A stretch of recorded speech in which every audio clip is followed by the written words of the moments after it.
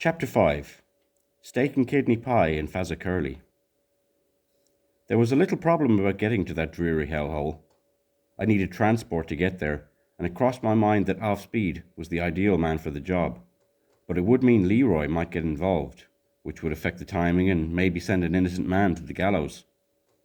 What I mean is, if he jumped to conclusions and decided to take on old Harry before I'd done all the investigating that I needed to do to find out who was behind the letters, it could lead to trouble. So, the smart thing to do was to employ some of the kind of reasoning that smart-arse Tory politicians seem to do all the time. What I decided to do was tell lies.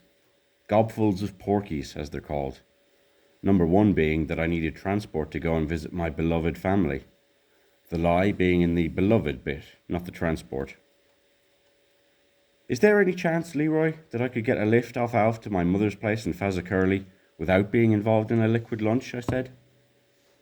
Not much chance there, Brother Ted. I can't remember the last time I went out with Alf and the other fella without being involved in a bleeding lunchtime session. I don't know where the two of them get their energy from. I mean, it's not like they was human dynamos anywhere other than that friggin' pub. You're telling me all they ever seem to do when they come here is eat, sleep, fart and shit? The place smells like an abattoir after they've been here. Although there was a certain amount of criticism of Alf in what Claudia said, there was a smile on her face. Yeah, darling, that's me boss you're talking about, see?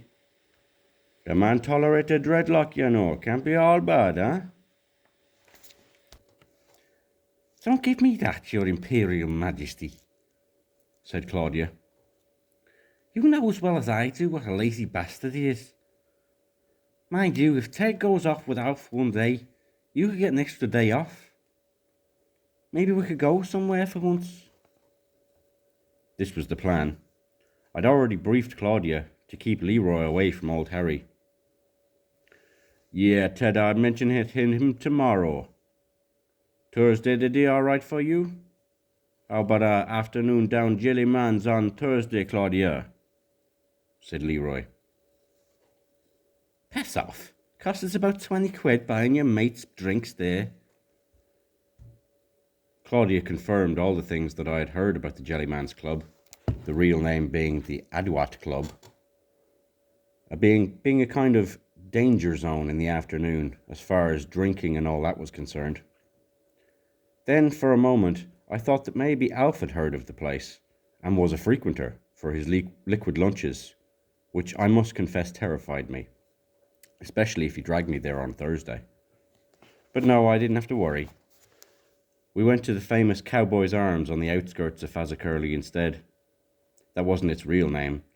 It was called the Western Approaches, and westerns and cowboys go together, right? But that wasn't the whole reason. Listen, Ted, if anyone offers to sell you anything, don't buy it, alright? And don't let anyone talk you into getting friggin' work done either. They're just a fucking shower of cowboys here. Get us a pint of Guinness in there, Tommy lad. What are you having, Ace? The question was directed at me in this case. Just something like an orange juice will do me. I don't fancy anything else. That wasn't strictly true, because I could have killed a pint, but I knew what it would lead to. The question of using the power of reason, holding back a bit until the delicious moment approached. The pub was massive, and there were hundreds of people there, all fit and healthy looking, and characters walking around with canvas tool bags. It had been done up by the brewery, so it looked a bit like a public library, with bookshelves and stuff all over the place. There were little sofas with fancy flower patterns on them, and the wallpaper was the kind you'd see in Sunday colour magazines. Purpley red striped stuff with fancy borders. Then there were pictures of rugby teams and Indian Army regiments on the wall. I wondered whether the people that used the place had ever served in India, or had dads who did, or for that matter ever even played rugby. One of the blokes carrying a canvas tool bag wandered over to where we were sitting. Alf and Tommy, of course, were silent, because the one-armed bandit was surrounded by cowboys, they said. So that was why I was looking around all the time, and how I spotted this character making his way across. You interested in buying a camera, mate? Got a few here if you want to have a look. And if you're interested in video, like, I've got some in the back of the car. It's only in the car park, like. The bloke opened his bag and showed a lot of fancy black cameras inside. He pointed to one.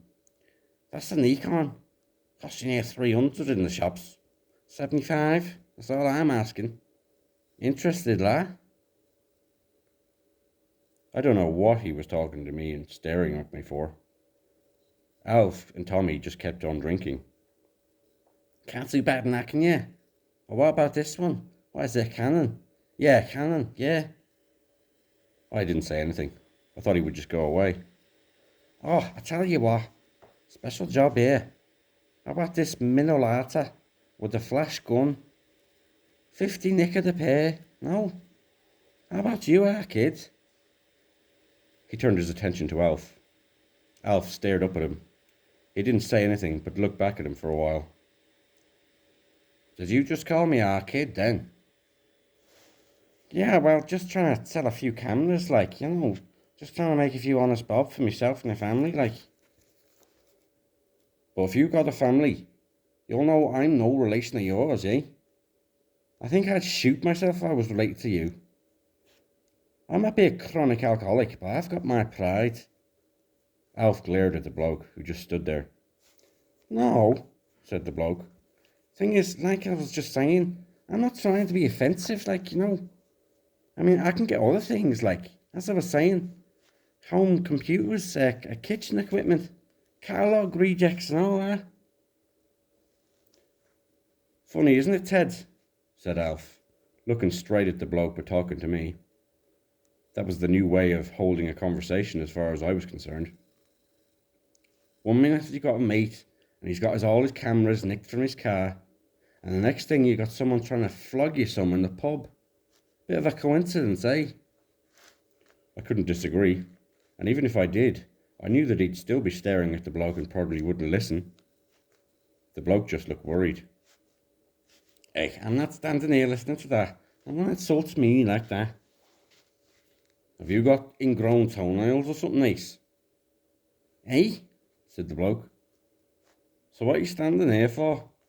Go and peddle your shit somewhere else. And don't pollute my colleagues with sewage from your 1.5 volt brain, okay? Go. Go and be a piece of shite somewhere else in the pub, alright? Einstein. Or does the petty criminal require assistance with his bodily functions? The bloke turned and walked away without saying anything, but Alf carried on, saying how people had earned money to get those things that he was selling. Some people, he said, wouldn't pick up a 10-pence piece without looking for the owner. When did your mate lose his cameras? I said, referring, of course, to what Alf had said to the cowboy. Oh, that was just a bit of a joke, like.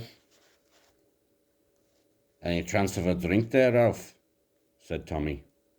I don't think he'd listened to the conversation with the cowboy. He must have been concentrating too much on the pleasure of the drink.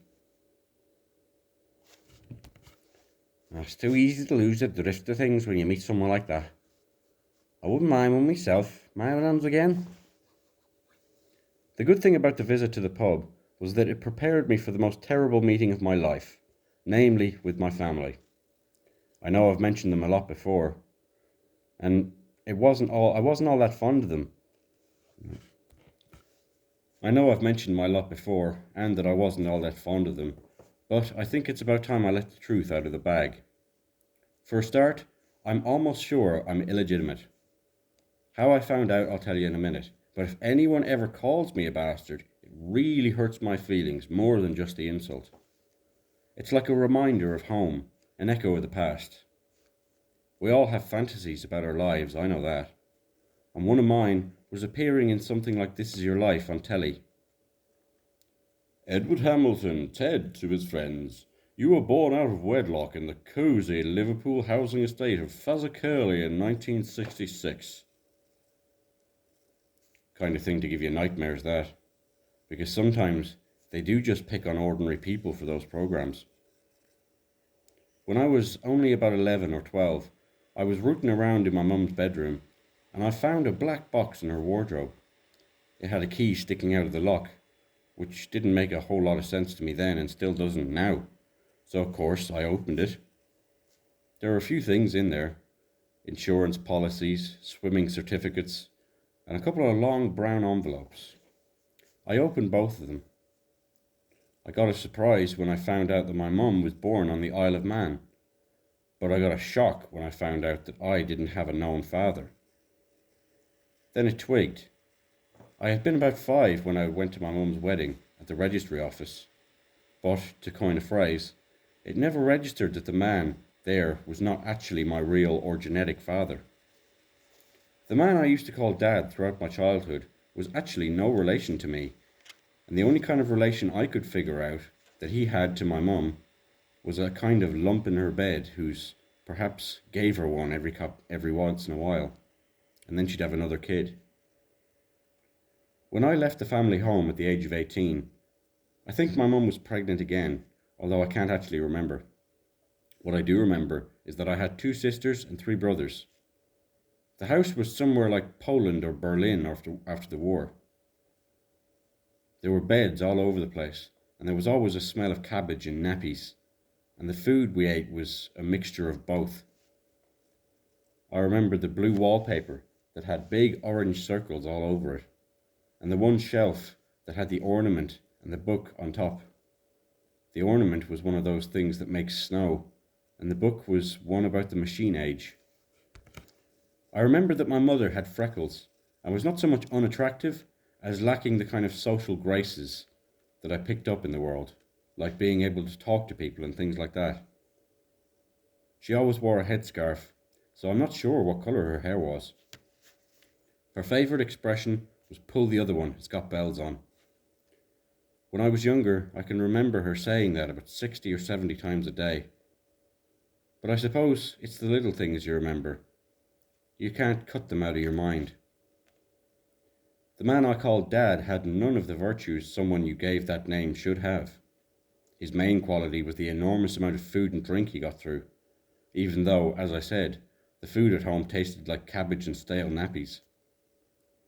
He loved my mother's homemade chips and steak and kidney pie, and used to tell me I couldn't go wrong if I stuck to that. It'd do you no harm, he used to say. He also used to go to the pub every night. Once, he managed to persuade me to go with him. They all loved him in the pub, but I suppose they would, the amount he drank. After about his 10th pint, he broke into song, his favourite one, that old Harry Seacombe number, "If I Ruled the World." The thought of my dad ruling the world sent me home early. When I told my mum he was singing in the pub, she told me to pull the other one, "It's got bells on." She said she'd never ever heard him sing. I suppose because of his unique eating habits, the man I called Dad weighed about 25 stone. I always felt so sorry for my mum when I considered the weight she had to bear in the procreative act, if you would understand my meaning. I have to confess that I wasn't really all that keen on the man my mum had married. So, before Tommy and Alf drank themselves into oblivion, the decision was whether to visit Harry first and forget about the family, or accept what I thought other people would call duty. So, family it was. When we got there, I didn't want to go in. I didn't want to walk up the path. It'd be like walking home from school again to the smell of cabbage and nappies, to a tea of homemade chips and steak pie, to a pile of kids and a fat bloke I called Dad who wasn't.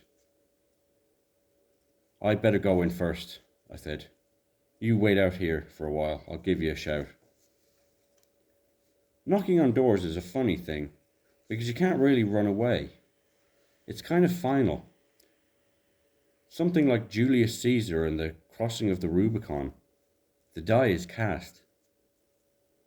And I didn't want to talk when I saw her. She looked more like my image of her than I thought. She had the scarf on, and she had a baby stuck to her chest. In fact, I didn't study it, but I think it was feeding from her. She stared at me as if I was selling kitchen things or something. Yes, what do you want? Mum, it's me, I said. You? I don't believe it. Pull the other one, it's got bells on. Fancy you turning up out the blue like this. Where you been, Ted? I felt sad. My feelings got me by surprise. I couldn't talk. A lump came in my throat, and I wanted to put my hands up to my eyes. Even the smell, and it was there, I can tell you, cabbage and nappies, seemed to get to me too. Mum, I said. My little boy's come home to his mother. Then a shock of sense flared into my brain. I'm not coming home, I thought. I'm just visiting. Even though I'm sad, I'm not staying here. Your poor dad's gone, you know, she said. What, he's left you? Yeah. Come in, love. Not really. Massive coronary. Doctor said he was lucky to be gone so long. No. Yeah, come in, love. Not really. Massive coronary.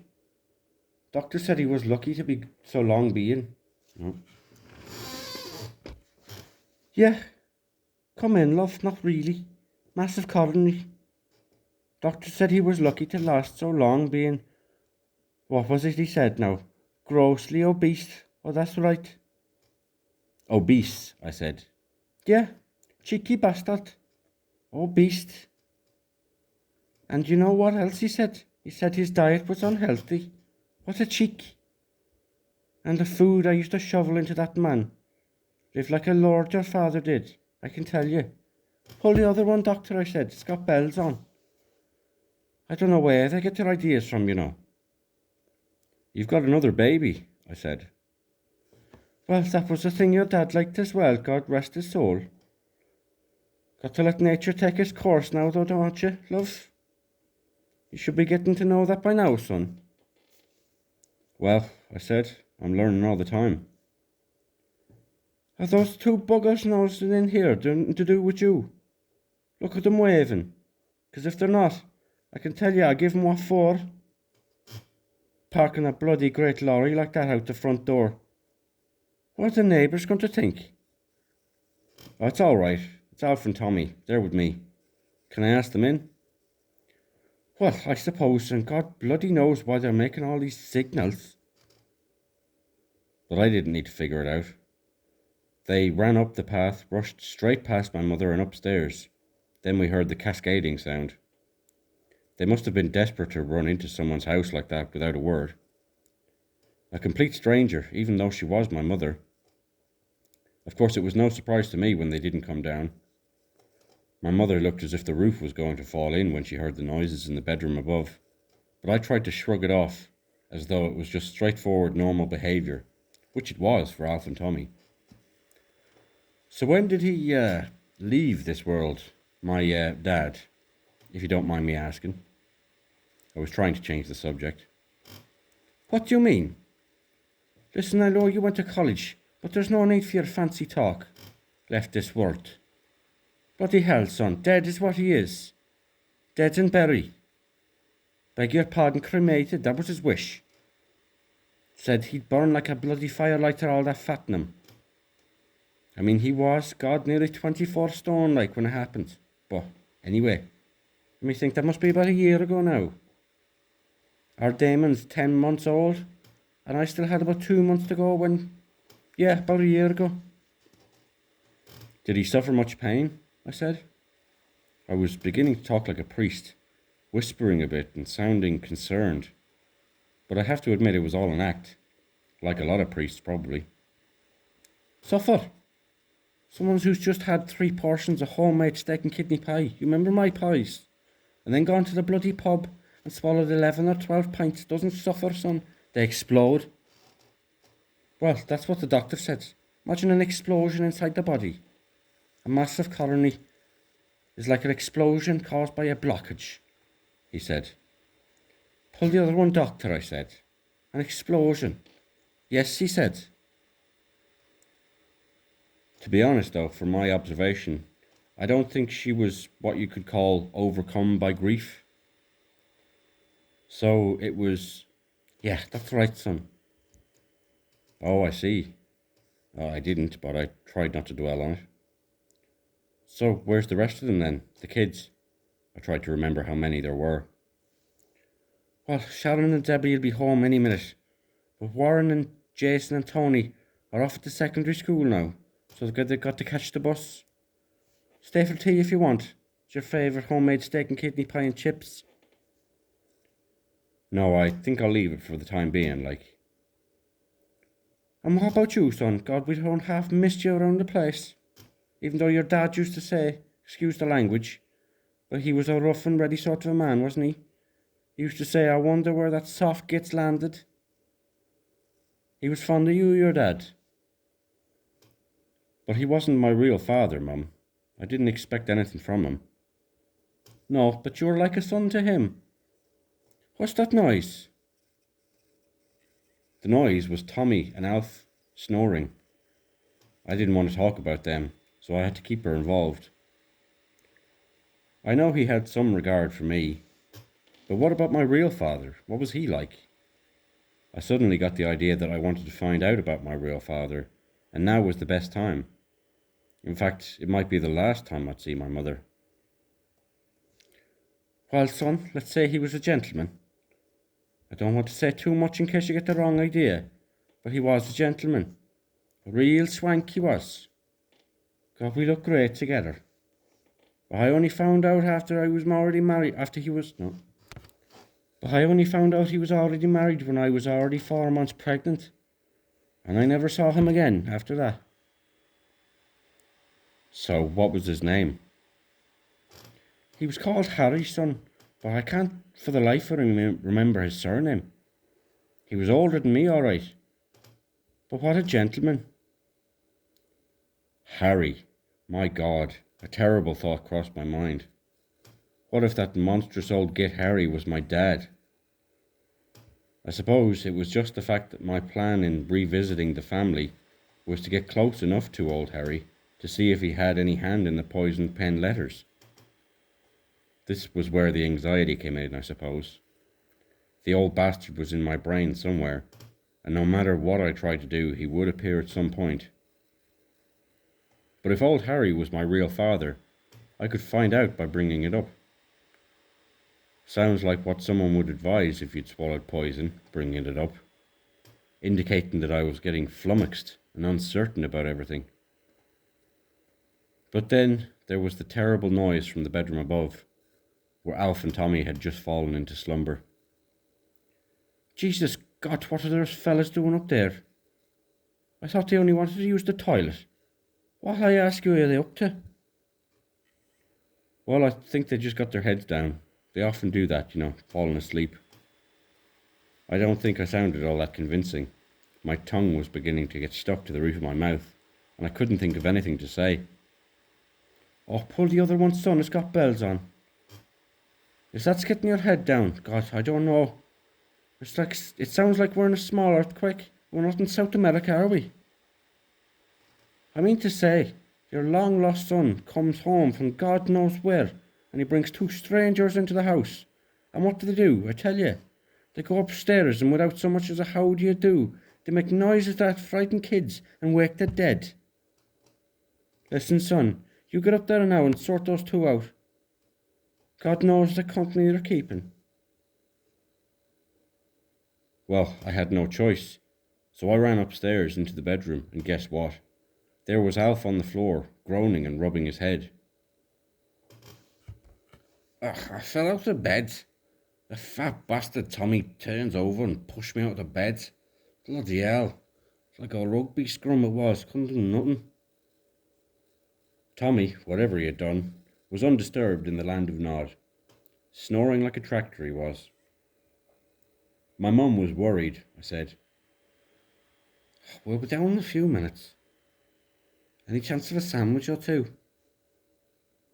You've got to admire Alf's moral courage, asking for a sandwich under those conditions. Obviously, I had some work to do repairing the damage. Listen, Mum, it's nothing, don't worry. They'll be down in a while. Listen, Mum, this fella Harry, that was my real father, he didn't work in the hotel business, did he? I mean, I used to work with someone called Harry. In fact, I'm on my way to visit him. He lives down the road there. Hotel business, no. No, Harry and I stressed that he was a gentleman, was an insurance agent. Well, that's how I met him. He was collecting money at your mother's. Well, that's how I met him. He was collecting money at my mother's, your grandmother's. Oh no, wouldn't lower himself to work in that line, Harry wouldn't. Anyway, you'd know Harry. He'd a slight limp, he got it in the war.